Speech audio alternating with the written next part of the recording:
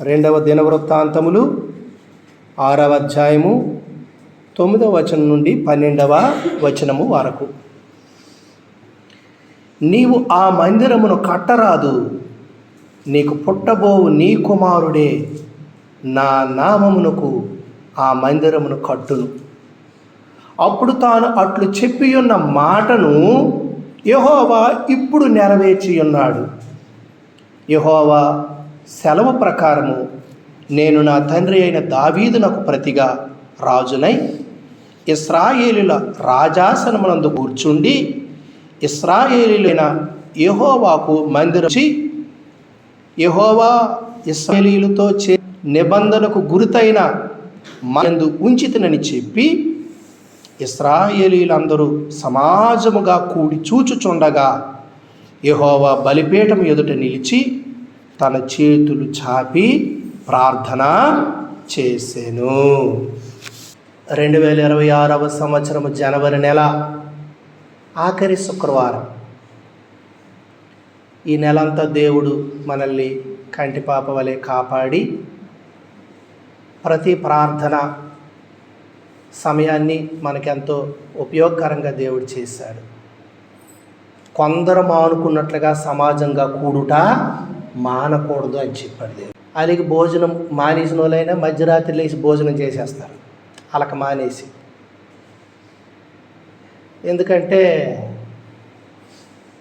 నిద్ర పట్టదు ఆకలికి. మరి దైవవాక్యము నీకు లేకపోతే ఎలాగ నీవు జీవిస్తావు? శరీర పోషణ దేవుడు మనకిచ్చాడు, ఆత్మీయంగా దేవుని మందిరాన్ని మనకిచ్చాడు, సహవాసం మనకిచ్చాడు. తప్పకుండా దేవుని మందిరంలో మనము కనబడాలి, ప్రతి వారం కనబడాలి. ప్రియమైన దేవుని పిల్లలారా, సొలొమోను ప్రార్థన చేశాడని ఇక్కడ వ్రాయబడింది. దావీదు దేవుని హృదయానుసారి. అందుకే దేవుడు దావీదుని ఇశ్రాయేలులందరి మీద రాజుగా ఆయన ఉంచాడు, సౌలును తొలగించి. మొదటి రాజు సౌలు, అతని ప్రవర్తన సరిగా లేదు. అందుకే అతన్ని తొలగించి దావీదును రాజుగా పెట్టుకున్నాడు. దావీదు నా హృదయానుసారి అని దేవుడే చెప్పాడు, నా ఉద్దేశాలు నెరవేర్చువాడు అని దేవుడు పలికాడు. బెత్షెబా విషయంలో తప్ప దేవునికి విరోధంగా దావీదు ఇంకెప్పుడు పాపం చేయలేదు, దైవవాక్యంలో రాయబడింది. కాబట్టి కొన్ని బలహీనతలు ఉన్నప్పటికీ కూడా దావీదులో ఉన్న గొప్ప లక్షణం ఏమిటంటే, తను ఏదైనా పొరపాటు చేసి దేవునికి విరోధంగా అయితే అలాగ బ్రతికేవాడు కాదు, వెంటనే ఒప్పుకుని దేవునితో సరిచేసుకొని జీవించేవాడు. ఆ లక్షణము దేవునికి ఎంతో ఇష్టమైంది. మనం ఏం చేస్తాం? అంతరంగంలో దోషం ఉంచుకొని సంవత్సరాలు దానితో బతుకుతాం. అంటే నువ్వు దేవునికి విరోధంగా బ్రతుకుతున్నావని పాపం నీలో ఉంచుకొని జీవించే ఆ జీవితం అంతా దేవునికి విరోధంగా బ్రతుకుతున్న జీవితమే. సరిచేసుకొని దేవుని దగ్గరికి వస్తే దేవుడు క్షమిస్తాడు. కాబట్టి ప్రతి ప్రార్థన మనకి అమూల్యమైనటువంటిది. మనం ఎటువంటి వాళ్ళమంటే, ముఖాన్ని అద్దంలో చూసుకొని అవతలికి వెళ్ళి మనల్ని మనము మరిచిపోయేటటువంటి వాళ్ళం. వాక్యాన్ని ఈరోజు వింటాము, అవతలికి వెళ్ళి బైబిల్ ఎప్పుడైతే బల్లెక్కిందో మనము రోడ్డు ఎక్కామో మరి ఇంకా సంగతులన్నీ మరిచిపోతాం. మళ్ళా బైబిల్ ఎప్పుడు దులుపుతామో మందిరంకి వస్తామో అప్పుడు మళ్ళీ జ్ఞాపకానికి వస్తాయి ఆ మాటలన్నీ. అయినా అలాగ ప్రవర్తించానని బాధపడము. దాన్ని ఏమి జీవితం అంటాము? ఏమి జీవితం అంటామంటే అది మనస్సాక్షి లేని జీవితం అంటాం. మనస్సాక్షి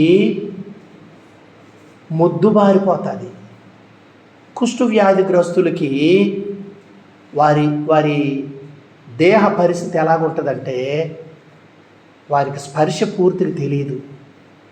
స్పర్శ తెలియని కారణాన్ని బట్టి వాళ్ళు వేడి పాత్ర పట్టుకున్నా కాలిపోయినా వారికి తెలియదు. స్పర్శ ఉండదు. కాబట్టి ఆత్మీయ స్పర్శ లేకపోతే ఏమి చేస్తున్నామో, ఏం బ్రతుకుతున్నామో, ఏమి చేస్తున్నామో ఆ యొక్క గురి లేకుండా జీవితం అంతా ముగించేస్తాం. శరీరానికి కష్టం వస్తే దేవుడా దేవుడా దేవుడా అంటాం, కానీ ఆత్మ ఎంత నాశనం అయిపోతున్నా, ఆత్మీయంగా ఎంత పతనమైనా మనకేం పట్టదు. కాబట్టి ఇది చాలా ప్రమాదకరమైనటువంటి జీవితము. ఈ ప్రమాదకరమైనటువంటి జీవితంలో నీవు కొనసాగుతూ వెళ్ళిపోకూడదు. పాట పాడాం, క్రీస్తే నా గురి అనుచు లోకంబ వైపు చూస్తిన్. లోకం వైపు చూసాం, గురి క్రీస్తుని పెట్టుకున్నా, గురి తప్పి బ్రతుకుతున్నా. ఇకనైనా గురి కలిగి బ్రతకాల, మెలకు కలిగి బ్రతకాల, జాగ్రత్తగా బ్రతకాల. దావీదు దేవుని చిత్తము నెరవేర్చేవాడు కనుక, దేవునికి భయపడేవాడు కనుక, ఆయన ఆజ్ఞలు అనుసరించి నడిచాడు కనుక దావీదుతో దేవుడు నిబంధన చేశాడు, ప్రమాణం చేశాడు.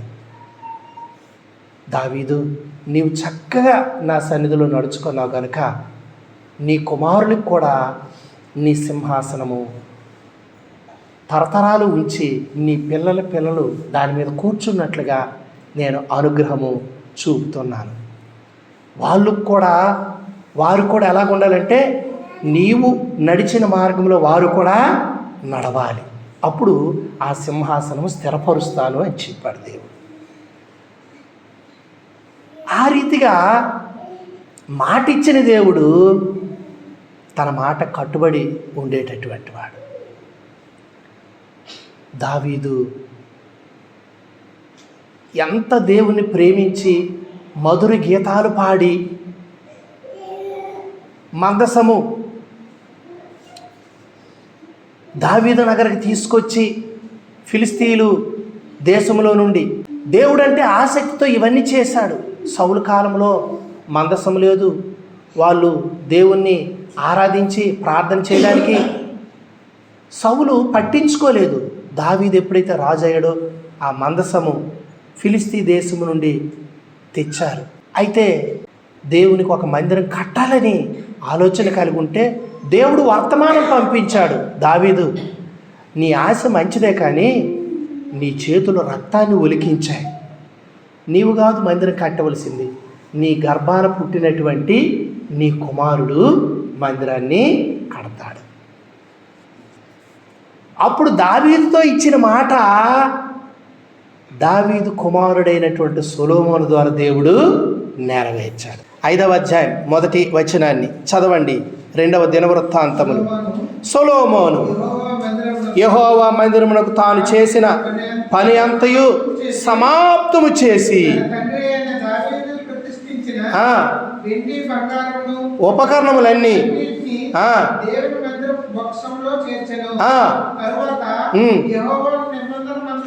యెహోవా నిబంధన మందసము సియోను అను దావీదు పురం నుండి తీసుకొని వచ్చుటకై ఇశ్రాయేలీయుల పెద్దలను, ఇశ్రాయేలీయుల వంశములకు అధికారులకు, గోత్రముల పెద్దలందరినీ యెరూషలేమునందు సమకూర్చెను. కాబట్టి ప్రియమైనటువంటి దేవుని పిల్లలారా, ఆ రీతిగా ఆయన ఏం చేశాడంటే ఆ మందసాన్ని తీసుకొని వచ్చారు, దేవుని మందిరములో దాన్ని పెట్టారు. అప్పుడు దేవుని మహిమ అక్కడికి వచ్చింది. 14వ వచనం. అప్పుడు ఒక మేఘము యెహోవా మందిరము నిండా నిండెను. యెహోవా తేజస్సుతో దేవుని మందిరము నిండుకొనగా సేవ చేయుటకు యాజకులు ఆ మేఘమున్న చోట నిలువలేకపోయిరి. ప్రియమైనటువంటి దేవుని పిల్లలారా, 7వ వచనంలో మనము చూస్తాము. మరియు యాజకులు యెహోవా నిబంధన మందసమును తీసుకొని గర్భాలయమగు అతి పరిశుద్ధ స్థలమందు కెరూబుల రెక్కల క్రింద దానిని ఉంచిరి. ప్రియమైనటువంటి దేవుని పిల్లారా, 8వ వచనం, మందసమందుండు స్థలమునకు మీదుగా కెరూబులు తమ రెండు రెక్కలను చాచుకొని మందసమును దాని దండలను కమ్మెను. వాటి కొనలు గర్భాలయం ఎదుట కనబడినంత పొడవుగా ఆ దండలు ఉంచబడిన కానీ అవి బయటికి కనబడలేదు. ప్రియమైనటువంటి దేవుని పిల్లలారా, ఎలాగున దేవుని మందిరములో మందసాన్ని ఆ యొక్క మరి గర్భాలయ అతి పరిశుద్ధ స్థలమందు ఆ కెరూబులు రెక్కల కింద ఉంచినప్పుడు దేవుని మహిమ దిగొచ్చింది. ఇప్పుడు 14వ వచనం, అప్పుడు ఒక మేఘము యెహోవా మందిరము నిండా నిండెను, యెహోవా తేజస్సుతో దేవుని మందిరము నిండుకొనగా. కాబట్టి దేవుని మహిమ అక్కడ నిలిచి ఉండుట మరి దేవుని సన్నిధికి గుర్తు. దేవుని మహిమ అక్కడ ఉన్నది. అప్పుడు ఆ యొక్క మందిరం ఎదుట సొలొమోను ఈ విషయాలన్నీ చెప్తున్నాడు. 2వ వచనం మనం చూస్తాము, నీవు నిత్యము కాపురముండుటకై 6వ అధ్యాయంలో నిత్య నివాస స్థలముగా నేను ఒక ఘనమైన మందిరమును నీకు కట్టించి ఉన్నాను. దేవా, నీవు నిత్యము కాపురం ఉండడానికి నిత్య నివాస స్థలముగా నేను ఒక ఘనమైన మందిరము నీకు కట్టించాను అని చెప్పి రాజు సొలొమోను తన ముఖము ప్రజల తట్టు తిప్పుకొని వాళ్ళందరూ నిలుచుండగా వారిని దీవిస్తామన్నాడు. అప్పుడు చెప్తున్నాడు, నా తండ్రి దావీదుకి నేను మాట ఇచ్చాను, నా తండ్రి అయిన దావీదుకు మాట ఇచ్చి తానే స్వయంగా నెరవేర్చి ఇశ్రాయేలు దేవుడైన యెహోవాకు స్తోత్రము కలుగునుగాక. నా తండ్రికి మాట ఇచ్చిన దేవుడు దాన్ని నెరవేర్చాడు. ఆ దేవునికి నేను కృతజ్ఞతలు చెల్లిస్తున్నాను. కాబట్టి మన పితరుల్ని ఐగుప్తు నుండి తీసుకొచ్చిన తర్వాత అది మొదలుకొని ఆయన సన్నిధి, ఆయన నామం ఉండడానికి ఒక మందిరం కట్టించాలని మరి నేను ఇశ్రాయేలు గోత్ర స్థానములో ఏ పట్టణమునైనను కోరుకొనలేదు. నా జనులైన ఇశ్రాయేలు మీద అధిపతిగా ఉండుటకై ఏ మనుషునైనా నేను నియమింపలేదు. ఇప్పుడు నా నామం ఉండుటకై యెరూషలేమును కోరుకొంటిని. నా జనులైన ఇశ్రాయేలు మీద అధిపతిగా ఉండుటకై దావీదును కోరుకొంటిని అని దేవుడు చెప్పి, దావీదు తన హృదయాభిలాష మనోభిలాష ఏమిటంటే దేవునికి మందిరం కట్టాలని. అయితే నీవు కట్టొద్దు, నీ కుమారుడు కడతాడని దేవుడు అప్పుడు సెలవిచ్చాడు. 8వ వచనం 7, 8, ఇశ్రాయేలు దేవుడైన యెహోవా నామ ఘనత కొరకు ఒక మందిరము కట్టింపవలన నా తండ్రి అయిన దావీదు మనోభిలాష గలవాడాయను. అయితే యెహోవా నా తండ్రి అయిన దావీదుతో సెలవిచ్చినదేమనగా, నా నామ ఘనత కొరకు మందిరము కట్టింపవలనని నీవు ఉద్దేశించిన ఉద్దేశం మంచిదే కానీ నీవు ఆ మందిరమును కట్టరాదు. నీకు పుట్టబోవు నీ కుమారుడే నా నామమును ఆ మందిరమును కట్టును. 10వ వచనం, అప్పుడు తాను అట్లు చెప్పి ఉన్న మాటను యెహోవా ఇప్పుడు నెరవేర్చి ఉన్నాడు అని చెప్పి రాజు చెప్పి దేవుని సమాజంలో ఆయన బలిపీఠం దగ్గర నిలబడి తన చేతులు చాపి ప్రార్థన చేయడము మొదలుపెట్టాడు. ప్రియమైనటువంటి దేవుని పిల్లారా, ఆయన చెప్పాడు 14వ వచనములో, యెహోవా ఇశ్రాయేలు దేవా, హృదయపూర్వకంగా నిన్ను అనుసరించి నీ భక్తులకు నిబంధన నెరవేర్చుచు కృపను చూపుచు నుండు నీ వంటి దేవుడు ఆకాశమందైనా భూమి అందైనా లేడు. నా తండ్రితో ఏదైతే సెలవిచ్చావో అది నువ్వు నెరవేర్చావు. నా తండ్రి నీ మార్గంలో నడిచాడు, అందుకు తన కుమారులు కూడా ఆ ప్రవర్తన కలిగి ధర్మశాస్త్రం చొప్పున నడిస్తే ఆ సింహాసనం మీద నీ కుమారులు కూడా కూర్చోబెడతానని నువ్వు సెలవిచ్చావు. ఆ మాట ఇప్పుడు నెరవేర్చావయ్యా. తన కుమారుడైన నేను నీ నామ ఘనత కొరకు ఒక మందిరం కట్టడానికి కృప చూపించావు. ఆకాశము మహాకాశము నిన్ను పట్టవు, నేను కట్టించిన ఈ మందిరం పడతదా అని 18వ వచనంలో చెప్పి అంటాడు. 19వ వచనంలో, దేవా యెహోవా, నీ సేవకుడు నీ సన్నిధిని చేయి ప్రార్థన యందు విన్నపమునందు లక్ష్యముంచి నీ సేవకుడిని చే ప్రార్థన పెట్టు మొర్రను ఆలకించుము. ఈ నీవేర్పాటు చేసుకున్న ఈ ప్రజలు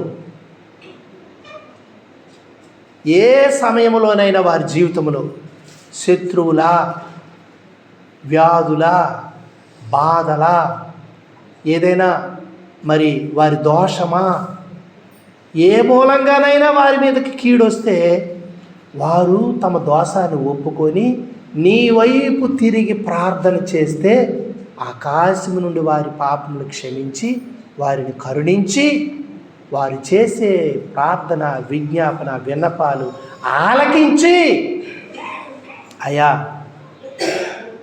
వారిని నీవు క్షమించి వారికి నీవు మేలు చేయాలా అని దేవుని సన్నిధిలో విజ్ఞాపన ఆయన చేస్తూ వచ్చాడు. 21వ వచనం, నీ సేవకుడును నీ జనులైన ఇశ్రాయేలీయులు ఈ స్థలము తట్టు తిరిగి చేయు బోవు ప్రార్థనలను నీవు ఆలకించుము. ఆకాశమందు నీ నివాస స్థలమందు ఆలకించుము. ఆలకించినప్పుడు క్షమించు. కాబట్టి ప్రియమైనటువంటి దేవుని పిల్లారా, మరి ప్రార్థన ప్రతి ఒక్క వ్యక్తికి అవసరమే. మనుషులు పాపము చేసిన, శత్రు బారిన పడిన మనుషులు మరి దేవుని వైపు తిరిగినప్పుడు దేవుడు వారి పాపాలు క్షమించి వారి దేశానికి మేలు చేస్తాడు. అందుకే 25వ వచనం చూసినప్పుడు, ఆకాశమందు నీవు విని నీ జనులైన ఇశ్రాయేలు చేసిన పాపమును క్షమించు పాపము చేస్తే. అలాగే 26వ వచనం, నీ దృష్టి ఎదుట పాపము చేసినందున ఆకాశం మూయబడి వాన కురియకున్నప్పుడు వారు ఈ స్థలము తట్టు తిరిగి ప్రార్థన చేసి నీ నామము ఒప్పుకొని నీవు వారిని శ్రమ పెట్టినప్పుడు వారు తమ పాపములు విడిచిపెట్టి తిరిగితే ఆకాశమందును నీవు ఆలకించి నీ సేవకులు నీ జనులు ఇశ్రాయేలు చేసిన పాపము క్షమించి వారు నడవలసిన మంచి మార్గం వారికి బోధించి నీవు నీ జనులకు స్వాస్యముగా ఇచ్చిన నీ దేశమునకు వాన దయచేదుగాక.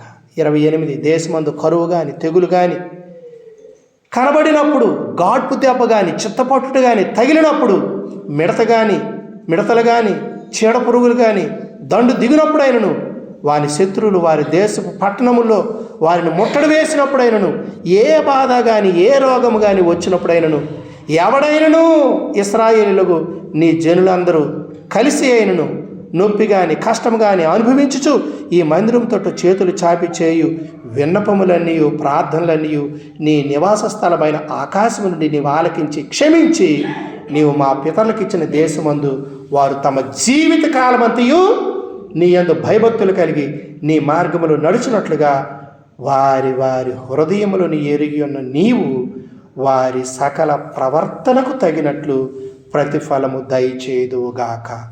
నీవు ఒక్కడవే మానవుల హృదయములను ఎరిగిన వాడవు గదా.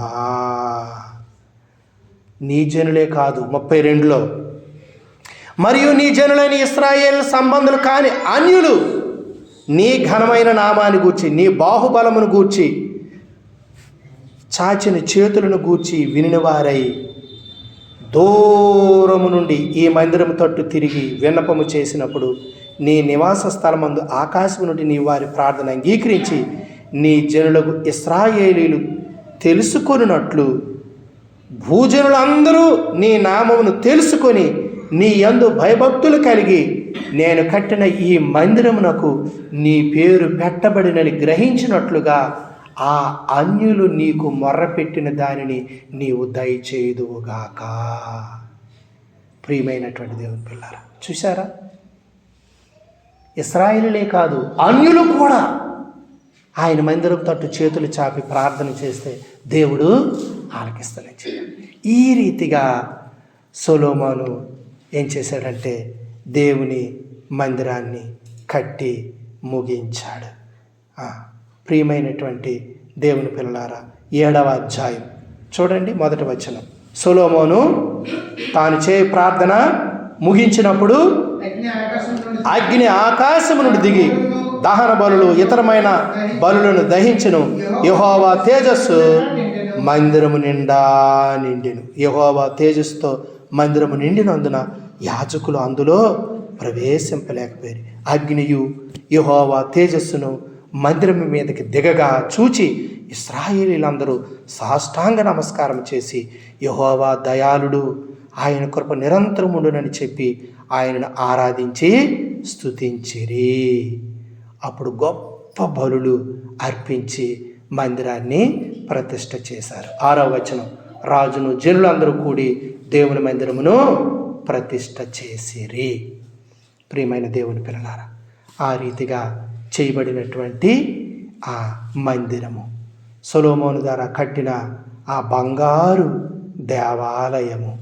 ప్రియమైనటువంటి దేవుని పిల్లలారా, మరి ఎప్పుడైతే ఆయన ప్రజలు తాము తగ్గించుకొని ఆయన తట్టు తిరుగుతారో వారి ప్రార్థన వినాలని దేవుని సన్నిధిలో మొర్రపెట్టాడు.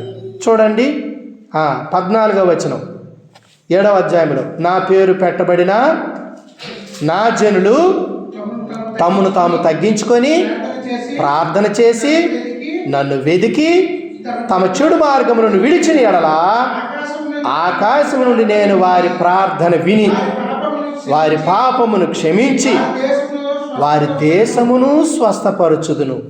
ఈ స్థలమందు చేయబడు ప్రార్థన మీద నా కనుదృష్టి నిలుచును, నా చెవులు దానిని ఆలకించును. నా పేరు ఈ మందిరమునకు నిత్యము ఉండునట్లుగా నేను దాన్ని కోరుకుని పరిశుద్ధపరిచితిని. నా దృష్టియు నా మనస్సును నిత్యము దాని మీద ఉండును.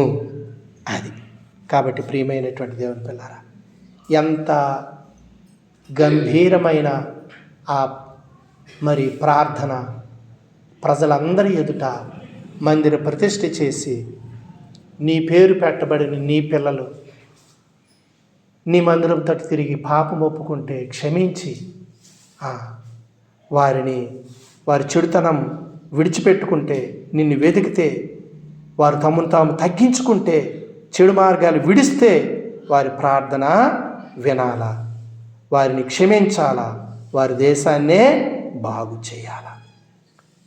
దేవుడు అంగీకరించాడు, అలాగే అని చెప్పాడు. ప్రియమైనటువంటి దేవుని పిల్లలారా, దేవుడు మానవునితో ఎందుకు ఇట్టి మానవునికి అవకాశం దేవుడిచ్చాడు? ఆయన కన్నులు నిష్కలంకమైనవి, ఆయన పాపాన్ని చూడలేడు. హబక్కూకు గ్రంథం 1వ అధ్యాయం 13వ వచనము. పాత నిబంధనలో చివరికి ఉంటుంది. యెహెజ్కేలు, దానియేలు, వాటి తర్వాత చూడండి, నీ కనుదృష్టి దుష్టత్వము చూడలేని, పేజీ నెంబరు 770, 13వ వచనం, నీ కనుదృష్టి దుష్టత్వం చూడలేనంత నిష్కళంకమైనది. నిష్కళంకమైనది. దుష్టత్వాన్ని చూడలేదట, పాపాన్ని చూడలేడు. మనం అన్నీ కనిపెడుతుంటాం. మన కన్నులు ప్రభు కన్నులు లాంటివి కాదు. మన కన్నులు కీడును చూసేవి మన కన్నులు. అయితే హబక్కూకు బాధ ఏమిటంటే, అయ్యా నువ్వు దుష్టత్వాన్ని చూడలేవు, కానీ ఈ ప్రజలు ఎలాగూ శోధించబడుతున్నారు, ఈ ప్రజలు ఎలాగూ శత్రువు చేత జయించబడతా ఉన్నారు. శత్రువు వారిని ఉరులు ఒగ్గుతున్నాడు, గాలాలు వేస్తున్నాడు, వలలు వేస్తూ ఉన్నాడు, వాళ్ళు చిక్కించుకుంటా ఉన్నాడు. నిత్యము వాడు అలాగ దెంబరించి హతము చేయుచుండవలెనా, మానక వాడు హతము చేయుచుండవలెనా. వాడు గంతులేస్తున్నాడు మనుషులు పట్టుకొని, దేవుని సత్యములో నుండి బయటికి తీసుకొస్తాడు. దేవుణ్ణి కాకుండా మరి దైవం కాని వాటికి ఆరాధించినట్లుగా మనుషుల్ని తీసుకొని వెళ్తారు. ఎందుకంటే పరిశుద్ధ మార్గంలో మనుషులు నడవలేరు, దేవుని గురిగా పెట్టుకొని తప్పిపోతున్నారు. ఎంతవరకు ఈ ప్రజలలాగా నాశనం అయిపోతారు? వారి గతి ఏమిటి? ప్రియమైనటువంటి దేవుని పిల్లారా, మరి చూసినప్పుడు వారు అబద్ధాల వైపు వెళ్ళిపోతున్నారు. హబక్కూకు 2:18, 771 పేజీ నెంబరు. చెక్కడపు పనివాడు విగ్రహమును చెక్కుట వలన ప్రయోజనమేమి? పనివాడు మోగబొమ్మను చేసి తాను రూపించిన దాని యందు తాను రూపించిన దాన్ని తాను నమ్మడం వల్ల ప్రయోజనమేమి? అబద్ధములు బోధించు పోత విగ్రహములు యందు నమ్మిక ఉంచుట వలన ప్రయోజనమేమి? చూసారా, అబద్ధములు బోధించు పోత విగ్రహములట. మరి వాటి ఎందుకు నమ్మిక ఉంచుతారు? వాటి వైపు అవేం బోధిస్తున్నాయి? అబద్ధాలు బోధిస్తున్నాయి కదా. దేవుడి కర్రలో లేడు కదా, అదొక బొమ్మలాగా చేసిస్తే ఎవరు దాన్ని బొమ్మగా చేశారు? మనుషులకి బంగారం బాగా ఇష్టమాట. బంగారం ఇష్టమైతే చేసిన దేవతకి ఏం చేశారంటే బంగారం మేకం తొడిగిశారు. నువ్వు మమ్మల్ని దీవిస్తే మాకు బంగారం అంతా రావాలని. చూసారా, అబద్ధాలు బోధించే పోత విగ్రహాలు. 19వ వచనం, కర్రను చూచి మోగరాతను చూచి లెమ్మనియు చెప్పువానికి శ్రమ అది ఏమైనా బోధింపగలదా? అది బంగారుతోను వెండితోను పూతబోయి దానిలో ఊపిరి లేదు. అయితే దేవుడు తన పరిశుద్ధాలయంలో ఉన్నాడు.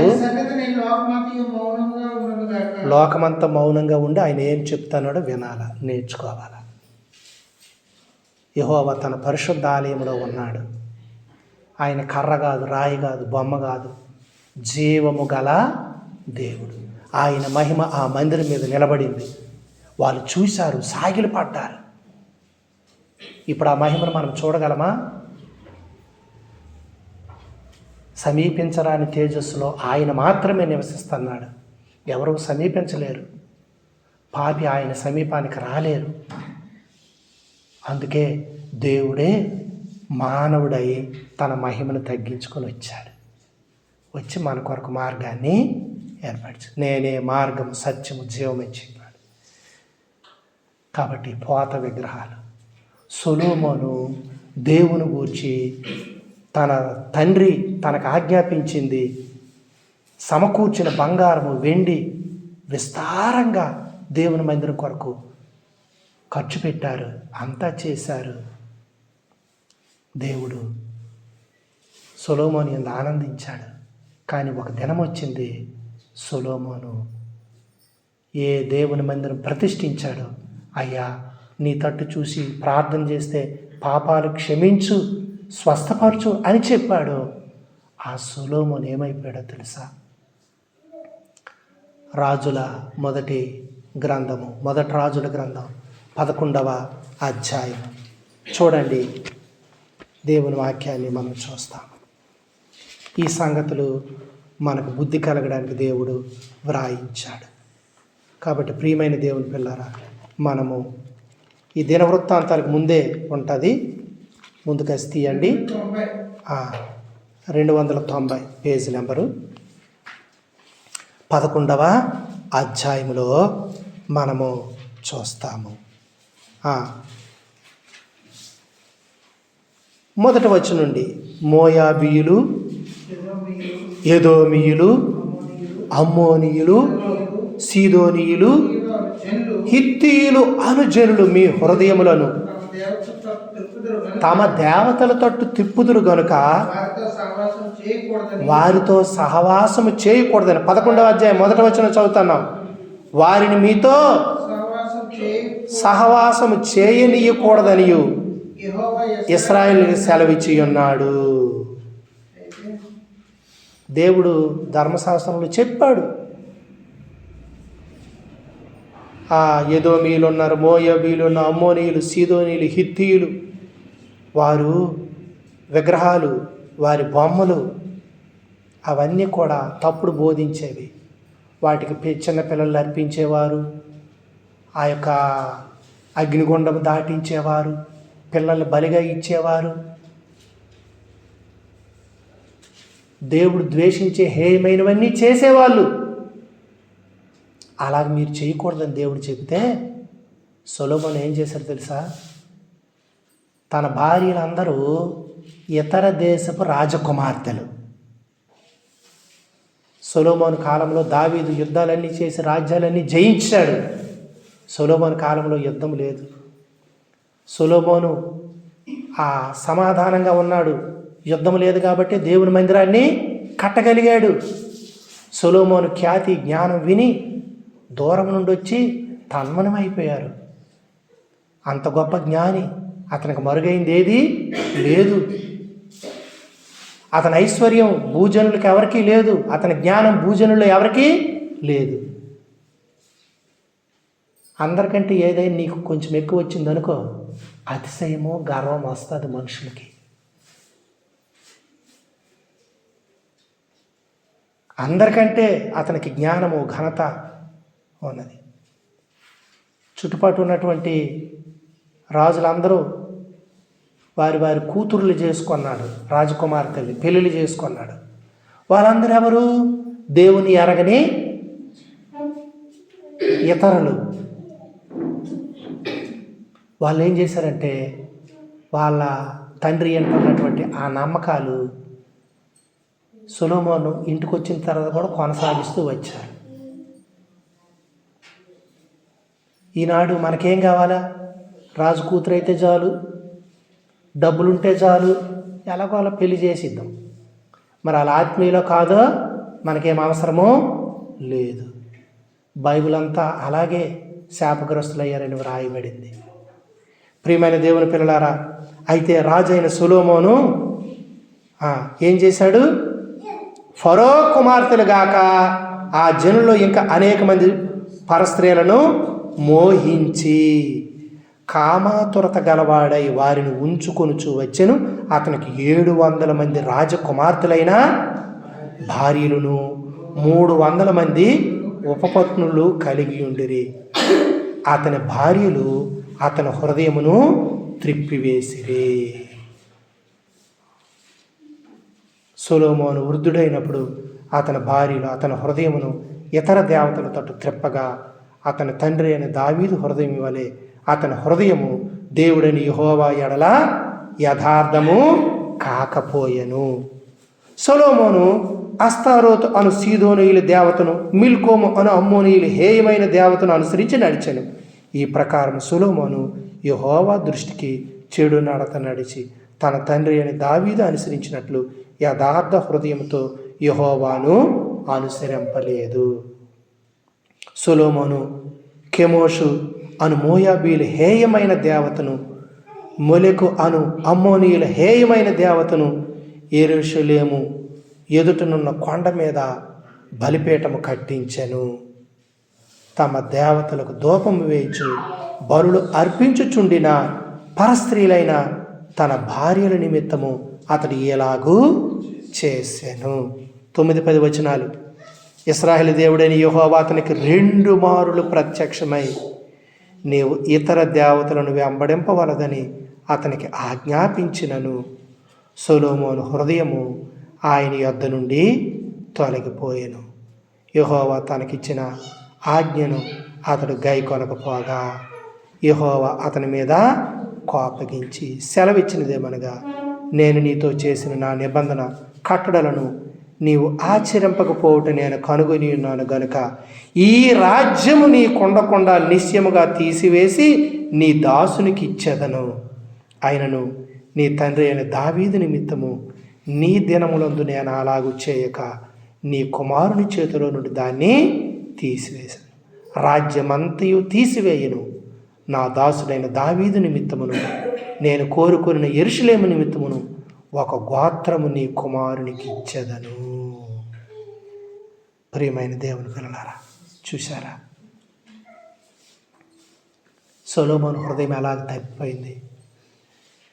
దేవుడు 2 మారులు తిరిగి మాట్లాడుతున్న యెహోవా దగ్గర నుండి తొలగిపోయిందట హృదయం. ప్రియమైన దేవుని పిల్లలారా, అంత గొప్ప జ్ఞాని అంత మందిరం కట్టించి దేవుని మహిమ తేజస్సు చూసి నీ మందిరము తట్టు పాపము చేసిన వాడి చేతులెత్తి ప్రార్థన చేస్తే క్షమించు అని చెప్పినవాడు 1000 మంది భార్యలు, 700 మంది భార్యలు, 300 మంది ఉపపత్నులు, 1000 మంది అతని హృదయాన్ని తిప్పేశారు. నేనంతే నీకు లెక్కలేదు, నేనంతే నీకు ఇష్టం లేదు, ఆవిడికి అక్కడ గుడి కట్టించావు, మరి నాకెందుకు కట్టించవు? తినేశారు, బాగా తినేశారు అతన్ని. ఎవరి మాట వినకపోతే వాళ్ళకే ఇది. రాజకుమార్తెలు, రాజు మాట ఇచ్చాడు జరిగించాలి, ఇవ్వకపోతే మాట తప్పిన రాజు. గలతీ పత్రిక 1వ అధ్యాయము 10వ వచనం చదవండి. క్రొత్త నిబంధన.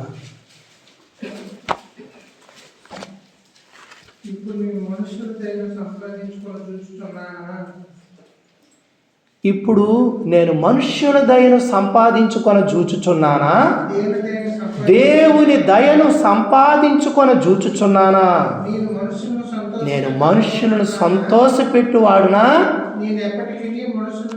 నేను ఎప్పటికీ మనుషులు సంతోషపెట్టు వాడనైతే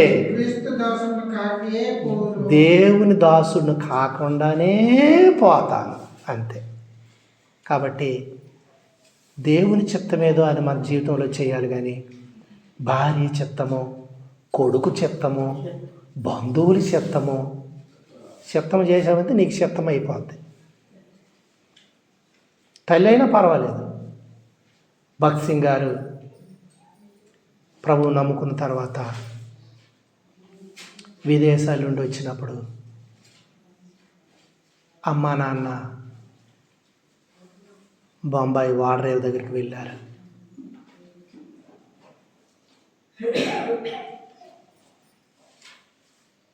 కుమారుడు కొరకు ఎదురు చూస్తూ ఉన్నారు. బైబిల్ చేత పట్టుకొని దిగాడు, వచ్చాడు, చూశాలు గుండెలు జారిపోయాయి. అంతకుముందే తండ్రికి ఉత్తరాలు రాశాడు, తాను ఎలాగా సమాధానం పొందాడు. తల్లి తండ్రి బతిమాలారు, నాయనా ఇంటికి రా, ఇంటికి రా, పెద్ద కుమారుడు ఇంటికి రా, ఇంటికి వచ్చి బైబిల్ రహస్యంగా చదువుకో, క్రైస్తవుని ఎవరికి తెలియనివ్వకు, అది మన కుటుంబానికి చిన్నతనం అన్నాడు. అమ్మ ఊపిరి పీల్చుకుంటా బ్రతకగలరా మనిషి? యేసు ప్రభు నాకు జీవము అని చెప్పాడు.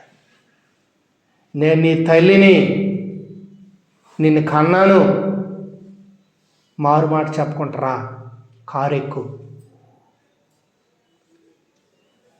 ఎన్నాళ్ళయింది అమ్మ అంటే ఎంతో ప్రేమ. అమ్మ కొరకైనా ఒక్కసారి ఇంటికి వెళ్తాను అనుకొని వస్తానమ్మా అనబోయాడట. దేవుడి గొంతు పట్టుకుంటాట, ఇలాగా మాట వస్తుంది కదట. అప్పుడు ఆలోచన వచ్చిందట, నీ తల్లికి నీ మీద కన్నదని అధికారం ఉంటే నాకు 2 అధికారాలు ఉన్నాయి నీ మీద అన్నాడట దేవుడు. మొదట నిన్ను పుట్టించిన నీ సృష్టికర్తను, నీ పాపాలు సిలువలో మోసిన నీ రక్షకును. ఇప్పుడు చెప్పు, తల్లితో వెళ్తావా, ఇక్కడ ఉంటావా అన్నాడట. వెంటనే రాలేనమ్మా, క్రీస్తు లేకుండా నేను బ్రతకలేనమ్మా. బొంబాయి నడి రోడ్డు మీద వదిలేసి వెళ్ళిపోయారు. ఆ బ్యాగ్ తీసుకొని ఎక్కడికి వెళ్ళాలో తెలియదు. ఒక వీధి దీపం దగ్గర ఆ బ్యాగ్ పెట్టి సువార్త పత్రికలు తీసి ప్రభువుని నమ్ముకోండి అని ఇస్తున్నాడు.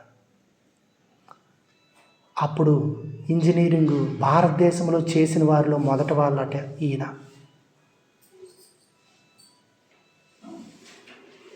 అంత చదువు చదివి ఆస్తిపరులు, బంగారు సిగరెట్ పెట్టిలో సిగరెట్లు పెట్టుకునేవాడు. సిగరెట్ కాల్చాలంటే బంగారు సిగరెట్ పెట్టి తీసి ఇలా తీస్తే అబ్బా అందరు చూపు, ఆయన బంగారు సిగరెట్ పెట్టి అని. అటువంటి సంపన్నుడు ప్రభు తను దర్శించిన తర్వాత, తన పాపాలన్నీ చూపించిన తర్వాత, నేను ఉద్యోగం చేస్తాను, ఈ డబ్బు నీ సేవ కొరకిస్తానంటే, నీవే కావాలి, నత్తివాడినయ్యా, నేను సరిగా మాట్లాడలేను, ప్రభువు నీ ఐశ్వర్యం వద్దు, నీ తండ్రి ఆస్తిలో నువ్వు చిల్లిగవ్వ కూడా తీసుకోకూడదు, అవన్నీ విడిచిపెట్టాలా, ఏ రోజు నీ అంతటి నువ్వు ప్రోగ్రాం నిర్ణయించుకొని వెళ్ళిపోకూడదు, నేను చెబితే వెళ్ళాలా.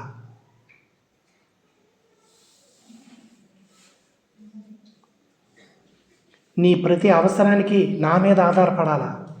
ఆకలి వేస్తే నన్ను అడగాల, దాహం వేస్తే నన్ను అడగాలి, నీ అవసరాల కొరకు నన్ను అడగాల. మనుషుల దగ్గరికి వెళ్ళకూడదు. అటువంటి షరతుల మీద దేవుని సేవకు వచ్చాడు. అనేక రోజులు ఆహారం లేక అలాగొన్నాడు. టీ తాగి ఆ రోజు అదే భోజనం అట. అతని దగ్గర ఉన్న పైసలు సువార్త పత్రికలు కొని ఆ సువార్త పత్రికలు తిరిగి అమ్మి వచ్చిన డబ్బులతో మరలా సువార్త పత్రికలు కొని అమ్మడం, ఇదే పని. ఎవరైనా ఆ మాటలు విని కూర్చోబెట్టి టీ ఇస్తే ఆ రోజు టీయే భోజనం. పరీక్షించాడు దేవుడు. ఒకరోజు ఆకలేసింది, ఉండలేకపోతున్నాడు. తన స్నేహితుడింటికి వెళ్ళాడు. భోజనం టైం అప్పుడు. నా స్నేహితుడు అడిగాడు అనుకో, భోజనం చేసావంటే నిజమే చెప్తాను, చేయలేదని చెప్తాను, పెడితే తింటాను అనుకున్నాడు మనసులో. అక్కడికి వెళ్ళాడు, కూర్చున్నాడు, స్నేహితుడిని పలకరించాడు. దేవుడు ఇటు పలకరిస్తున్నాడు. భగత్ సింగ్, ఎందుకు వచ్చావు ఇక్కడికి? తిండి కొరకే వచ్చావు కదా? అవును ప్రభువా. లేచి వెళ్ళు. సిగ్గుపడిపోయి, తండ్రి నన్ను క్షమించు అనుకొని వెళ్ళాడు. ప్రియమైన దేవుని పిల్లారా, కోకో పొట్లం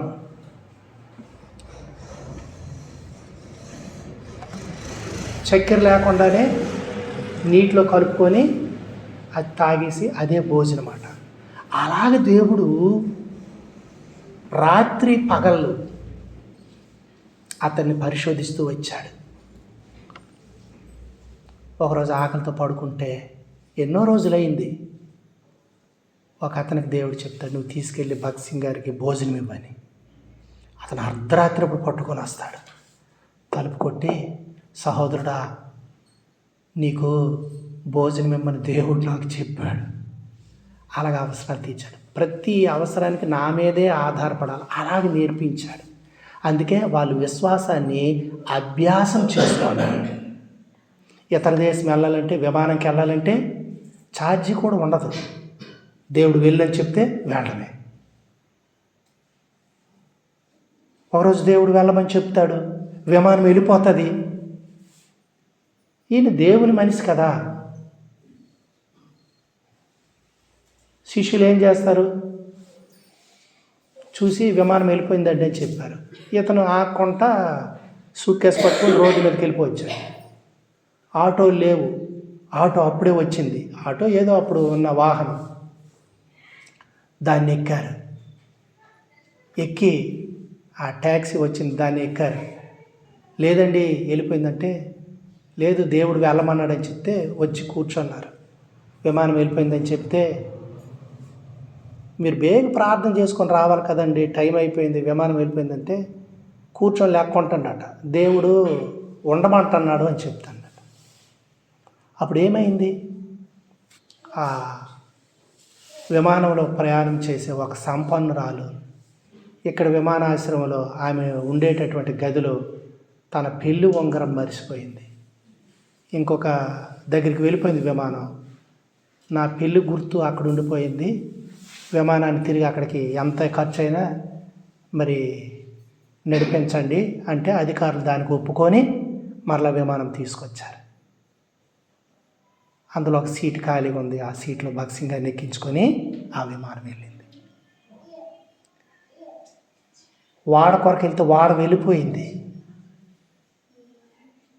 వెనకత్తలు బయలుదేరే వాడ మీటింగ్లు అయిపోయిన మరుసటి రోజుకి వెళ్తుంది. కానీ ముందెళ్ళిన వాడ చెడిపోయింది. రెండో వాడ ఎక్కమన్నాడు దేవుడికి. అదేంటండి మీటింగ్లు అయిపోయిన మరుసటి రోజుకి వెళ్తుంది అంటే, దేవుడు ఇది ఎక్కమన్నాడు అయ్యా, ఇది ఎక్కుతాను అంతే. వెళ్తే మధ్యలో సముద్రంలో చెడిపోయింది అది. దీనికి ఇంకా స్పీడ్ ఇంజిన్ ఏదో పెట్టి దీన్ని ఏం చేశారు, సకాలానికి వెళ్ళిపోయినట్లు చేశారు. ఎలాగా ఆశ్చర్య కార్యాలు దేవుడు వారి జీవితాల్లో చేశారు. అంటే దేవుని మీద ఆధారపడితే దేవుడు ఎలాగ చేస్తాడని వారి జీవితాలు. దేవుడు అంటే సాధారణమైనటువంటి మన విశ్వాసం, మన భక్తి ఇది కాదు. ఇది క్రైస్తవ జీవితం అంటే మన మీద మనం ఆధారపడి దేవుడు నాయన అని చెప్పడమే కానీ ఇది మనం అభ్యాసం చేసింది లోతైంది కాదు. కాబట్టి ప్రియమైనటువంటి దేవుని పిల్లరా, దేవుడు ఎంతైనా నమ్మదగినవాడు, ఎంతైనా నమ్మదగినవాడు. ఆయన 98 సంవత్సరాలు అతను జీవితము, 70 సంవత్సరాలు తన దేవుణ్ణి సేవించాడు నమ్మకంగా. జేబులో 5 పైసలు లేనటువంటి వాడు కోట్లాది రూపాయల ఆస్తి సంఘానికి సమకూరాయి. ఏనాడు తన సొంత అకౌంట్ కానీ, సొంత కారు కానీ, సొంత ఏవి కూడా లేవు. 10x8 భగత్ గారు ఉండేటటువంటి గది, దానికి ఏసీ లేదు, ఏమీ లేదు. విదేశీయులు వచ్చి చూసి ఆశ్చర్యపోయి, మా దేశంలో ఒక వీధి సేవకుడికైనా ఇంత నిరాడంబర జీవితాన్ని కలిగి ఉండరు. ప్రపంచ దేశ వేదికల మీద ఈ దైవజనం దేవుడు వాడుకున్నాడు. అతని ప్రసంగాలకి సవాల్ చేయబడ్డారు. మీ జీవితంలో ఏమిటి ఆధిక్యత?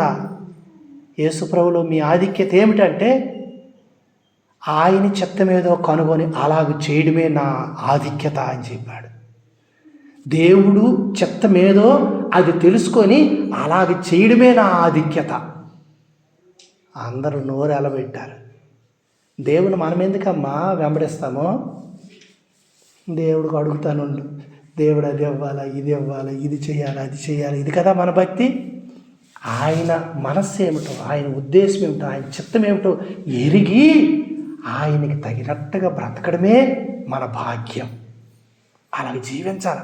అందుకొరకు వారి జీవితాలు బలిపీఠం మీద పెట్టుకున్నారు. ఎన్ని శ్రమలో, ఎన్ని నిందలో, ఎన్ని వేదనలో, వాటన్నిటినీ లెక్క చేయలేదు.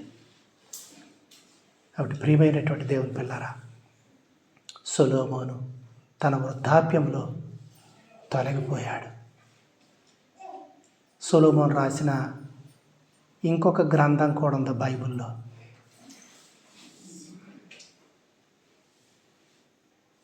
ప్రసంగి గ్రంథము అని. ఏ గ్రంథం అది? ప్రసంగి గ్రంథం. తీయండి, ప్రసంగి గ్రంథం తీసి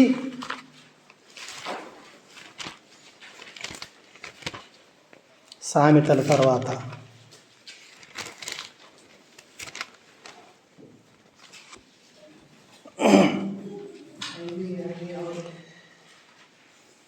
ఐదు 556 దావీదు కుమారుడును యెరూషలేములో రాజేయుండిన ప్రసంగి పలికిన మాటలు వ్యర్థము వ్యర్థమని ప్రసంగి చెప్పుచున్నాడు. వ్యర్థము వ్యర్థము సమస్తము వ్యర్థమే. ఎవరి ప్రసంగి? బోధకుడు. అంటే తన జీవితము చరమాంకములో దీన్ని రాశాడట సొలొమోను. అయ్యో, భార్యల మాటలు వింటాము, దేవుని చిత్తాన్ని వదిలేస్తాము, ఈ భూమి మీద ఎన్నో చేస్తాము, అవన్నీ వ్యర్థము వ్యర్థము వ్యర్థము, సమస్తము వ్యర్థము. 3వ వచనం, సూర్యుని కింద నరులు పడుచుండు పాటు అంతటి వలన వారికి కలుగుచున్న లాభమేమి? తరము వెంబడి తరము గతించిపోవచ్చున్నది, భూమి ఒక్కటే ఎల్లప్పుడూ నిలుచుని. సూర్యుడు ఉదయించును, సూర్యుడు అస్తమించును, తాను ఉదయించు స్థలమునకు మరలా చేరుటకు త్వరపడును.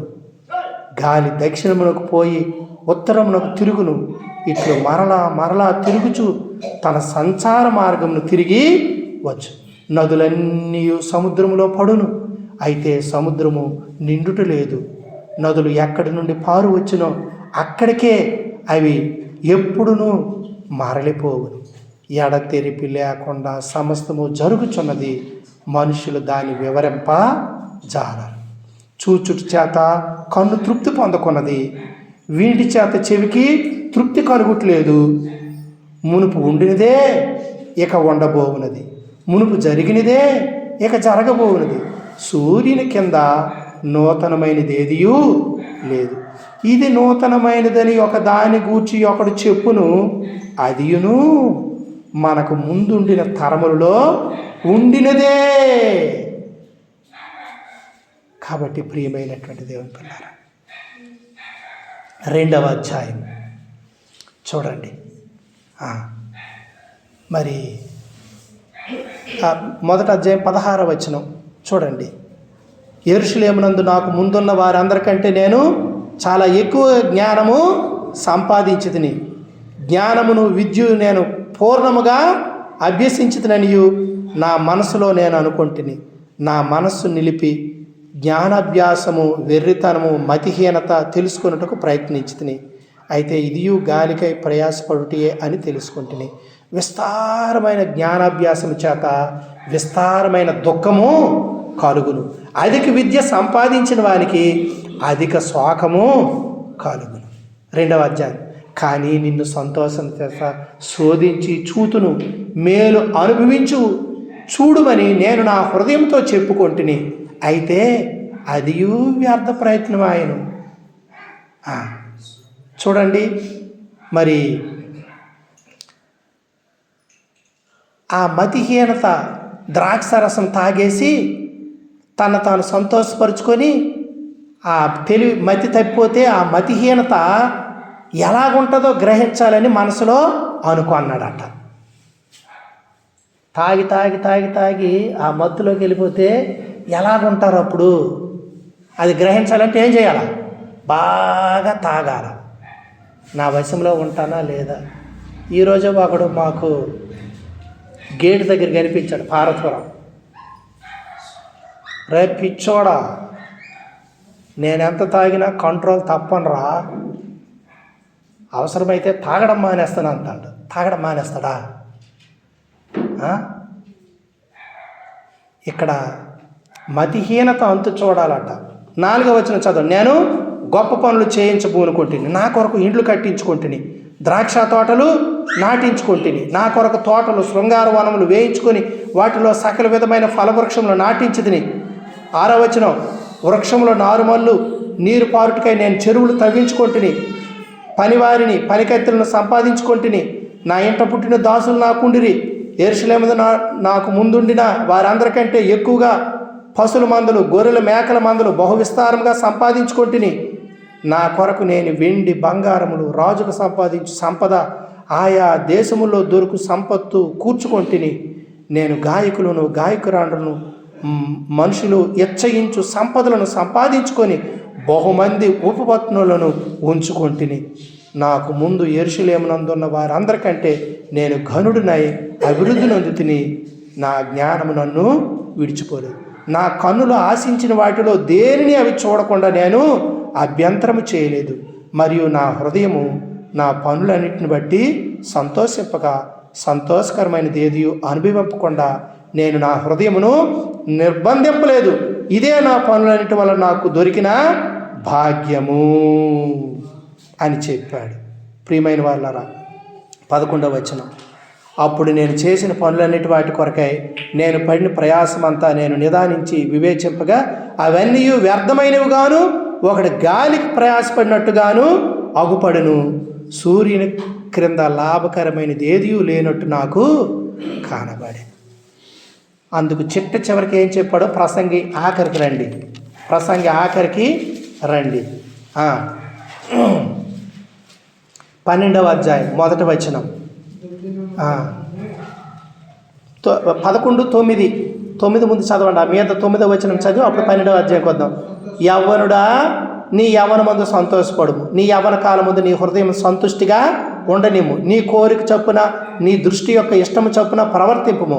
అయితే వీటన్నిటిని బట్టి దేవుడు నిన్ను తీర్పులోనికి తెచ్చిన జ్ఞాపకము ఉంచుకొనుము.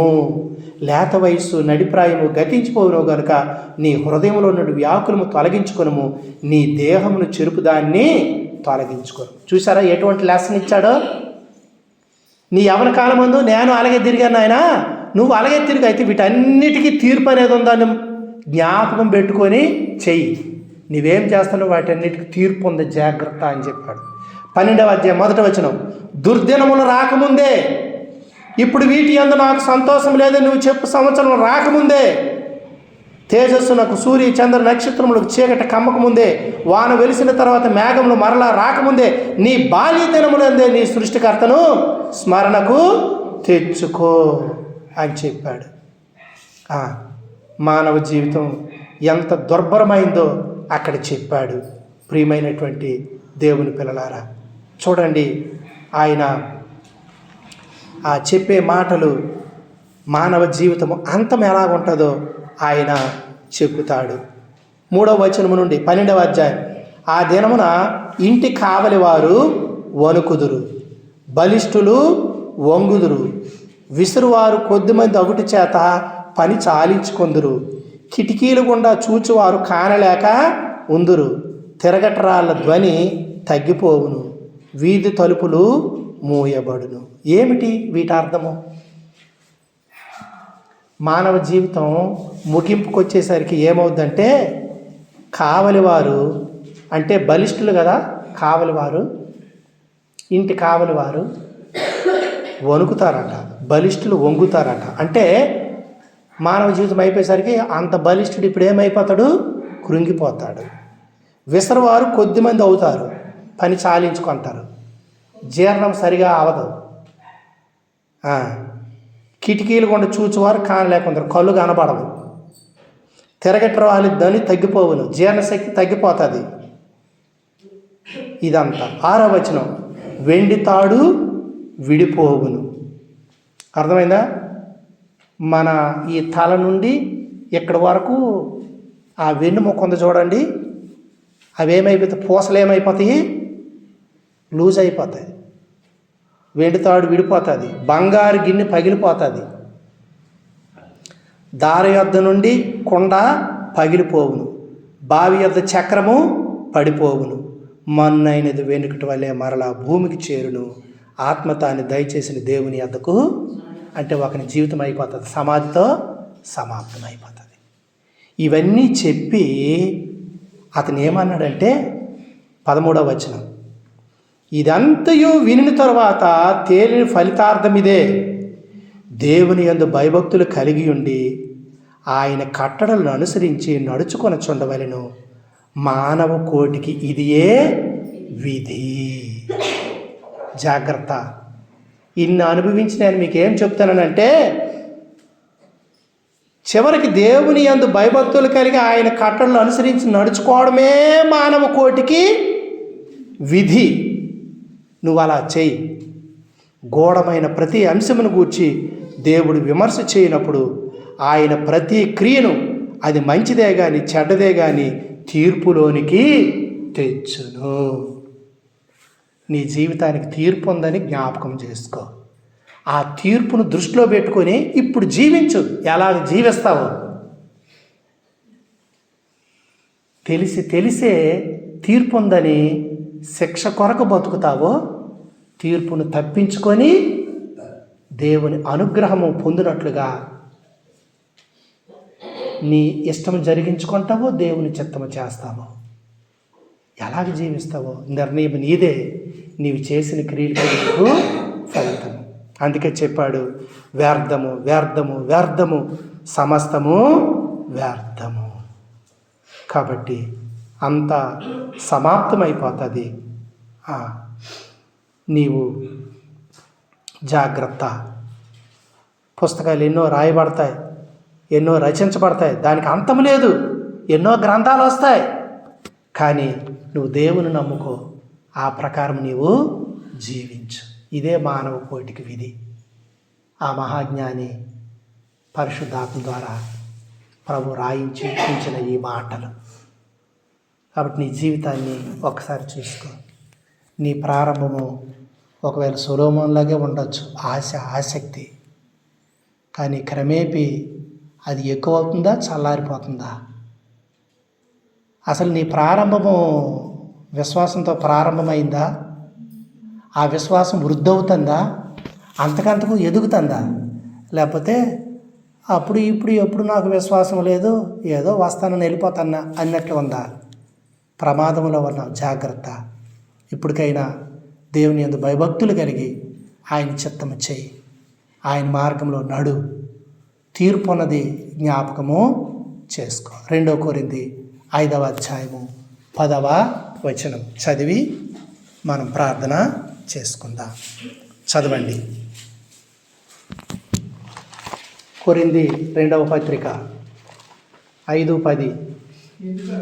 ఎందుకనగా తాను జరిగించిన క్రియల చొప్పున అవి మంచివైనను సరే, చెడ్డమైనను సరే, ఈ దేహముతో జరిగించిన వాటి ఫలమును ప్రతివాడు పొందినట్లు మనమందరము క్రీస్తు న్యాయపీఠం ఎదుట ప్రత్యక్షం కావాలి. క్రీస్తే తీర్పు తీరుస్తాడు. ఎందుకంటే నీ పాపాల కొరకు ఆయనే మరణించాడు. నీ పాపం ఆయన దగ్గర ఒప్పుకుంటే క్షమిస్తాడు. నువ్వు ఒప్పుకోకపోతే రేపు ఆయనే తీర్పు తీరుస్తాడు. 12:47 యోహాను సువార్త చదివేయండి. యోహాను సువార్త 12:40 చూడండి. ఎన్నో వచనము.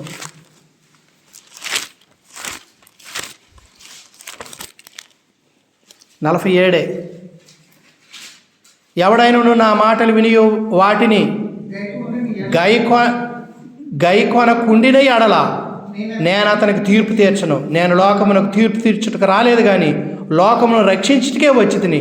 నన్ను నిరాకరించి నా మాటలు అంగీకరింపని వానికి తీర్పు తీర్చువాడొకడు కలడు. నేను చెప్పిన మాటయే అంచె దినముందు వానికి తీర్పు తీర్చును. కాబట్టి దేవుడు తీర్పు తీర్చడు, ఆయన రాసిన మాటే. అందుకే ఆయన వాక్య ప్రకారం చదువుకొని నీవు ఎలాగ జీవించాలి, ఎలాగ జీవించకూడదు. రాత్రి అయితే దీపం పెట్టుకుంటారు, కరెంట్ లేకపోతే లైట్ వేసుకుంటారు. నా ఆత్మీయ జీవితాన్ని నడిపించడానికి దేవుని వాక్యం. నీ వాక్యము నా పాదములకు దీపము, నా త్రోవకు వెలుగని 119 కీర్తన 105వ వచనంలో వ్రాయబడింది. కాబట్టి దైవ వాక్య ప్రకారము మన జీవితాలు సరి చేసుకుని ముందుకి వెళ్ళాలి. ఈ వాక్యం ద్వారా అయ్యో సొలొమోను అంతటి వాడే మనుషుల మాటలు విని వెనక్కి వెళ్ళిపోయాడే. ప్రభా, నీ మాటే వింటాను, మరెవరి మాట వినను. హెచ్చరించాలా? భార్య దేవుని చిత్తంలో లేకపోతే, భర్త దేవుని చిత్తంలో లేకపోతే భార్య హెచ్చరించాలా? పిల్లలు తల్లిదండ్రులు హెచ్చరించాలా? తల్లిదండ్రులు పిల్లలు హెచ్చరించాలా? రేపు ఎలాగా దేవుని రాజ్యంలో? జాగ్రత్త. ఇలాగుండాలి మనం, అలాగ ఉండకూడదు. కాబట్టి దేవుని సన్నిధి సహవాసం మనకు అవసరం. కుటుంబంలో ప్రార్థన అవసరం, వ్యక్తిగతంగా ప్రార్థన అవసరం. ప్రియమైన దేవుని ఆ రాకడ కొరకు, ఆ దినము కొరకు మనము సిద్ధపడుతూ ప్రార్థనాపూర్వకంగా ఉండాలి. ప్రభువు నామాన్ని బట్టి ప్రార్థన చేసిన వాడే రక్షించబడతాడు. కాబట్టి మన జీవితాలు సరిచేసుకొని మోసపోకుండా ఎంతో ఆడంబరంతో ఎంతో ఆశతో సొలొమోను జీవితం ఆరంభమైంది. చివరికి వచ్చేసరికి ఎలాగైపోయాడు? అయితే తన తర్వాత దినాలు ఇదంతా తప్పే, మీరు ఇలా చేయకూడదు అనేటటువంటి విషయము ఆయన బోధిస్తున్నాడు. సొలొమోను కంటే మన ప్రభువు గొప్పవాడు. ఆయన తీర్పు తీర్చడానికి రాలేదు, ఆయన మాటే తీర్పు తీరుస్తుందట. దైవ వాక్యానుసారంగా మన జీవితాలు మరి నడిపించుకోవడానికి మనల్ని మనం అప్పగించుకుంటే ఆయన నమ్మదగిన వాడు, నీతిమంతుడు. ఆయన ఏం చేస్తాడు? మనల్ని ఆత్మ ప్రాణ దేహము మరి నిందారహితంగా నిర్దోషంగా మరి ఆ దినము కొరకు మనల్ని నిలవబెడతాడు. మనల్ని పిలిచిన దేవుడు నమ్మదగిన వాడు కనుక అలాగూ చేస్తాడు. కాబట్టి ప్రభు చేతులకు అప్పగించుకొని ప్రార్థన చేసుకుందాం. మోకరించండి.